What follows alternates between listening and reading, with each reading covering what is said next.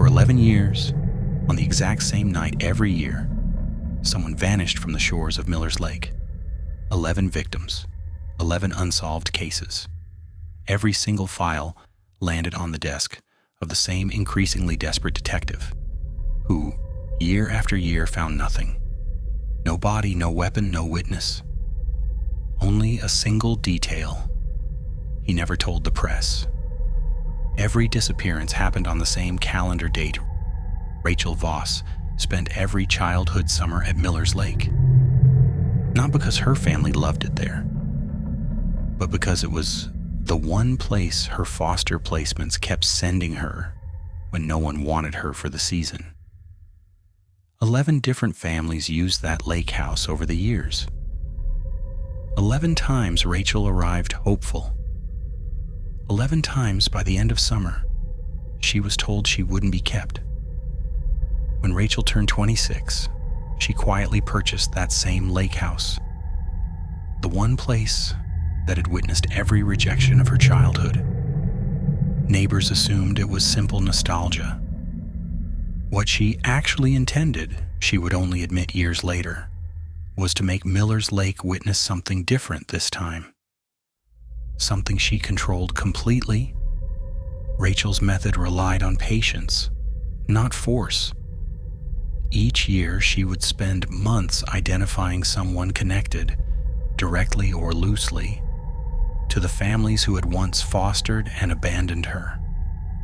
She would arrive in their lives as a stranger with no history, a charming new neighbor, a friendly face at a local event, someone endlessly easy to trust.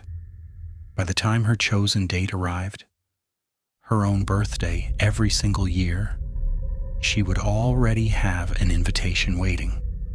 A quiet evening at a lake house, away from anyone who might notice how the night ended. The first confirmed disappearance was a man named Gerald Finch, connected to one of Rachel's earliest foster placements. He was last seen accepting an invitation to catch up over dinner at a lake house he'd apparently never mentioned to anyone in his life.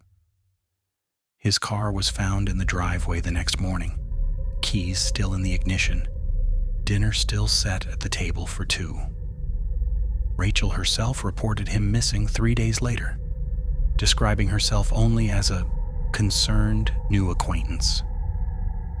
Detective Ray Pruitt caught the case in year 1 and never let it go, even as it grew year after year into something that haunted his entire career. Every case file held the same maddening details.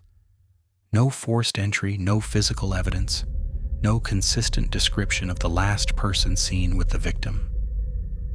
Pruitt would later tell colleagues that closing each year's file felt like admitting defeat all over again. 11 years, he said in a later interview, and every single file ended the exact same way. Nothing. Year after year, the pattern repeated with unsettling precision. A new acquaintance, a quiet invitation, a disappearance exactly on Rachel's birthday. By year 7, Pruitt had noticed the calendar pattern himself, but with no name, no motive, and no evidence connecting a single case to another beyond the date. He had nothing solid enough to act on. Rachel, meanwhile, continued working quietly at the lake house every summer, occasionally even offering to help distribute missing person flyers for the very people she had made disappear.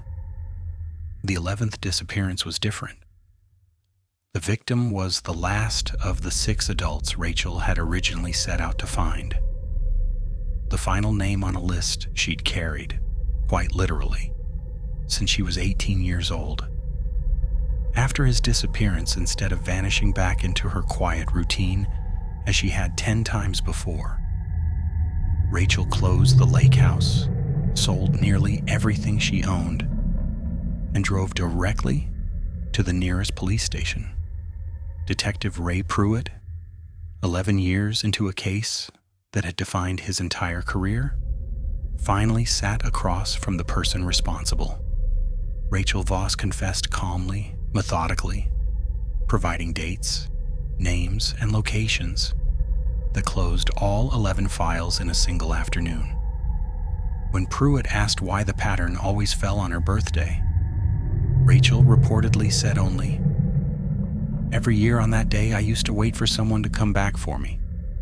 I decided it was time someone finally understood what waiting like that actually costs." Rachel Voss was sentenced to 11 consecutive life terms. She never appealed and never granted a media interview beyond her original confession. Detective Pruitt retired the following year, telling a local reporter that closing the file after 11 years of failure was the only case ending I never actually wanted. Miller's Lake was sold and redeveloped shortly after. To this day, locals refer to it only as the lake house that kept count. 11 years, 11 names, and one birthday that never stopped taking something from someone else. This was story inspired by real patterns in the foster care system and their long-term effects. If stories like this affect you, subscribe for more. And if you have a story of your own, send it to me. It might be the next one I tell.